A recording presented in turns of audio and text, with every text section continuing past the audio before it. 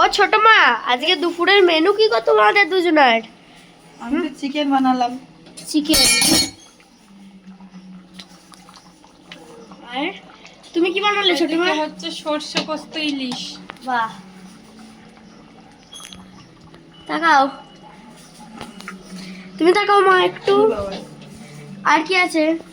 আর আছে ধোয়াটা সাদা ভাত, পটল আলু ভাজা আর সবজি। টাটা, আজকে এটুকুই।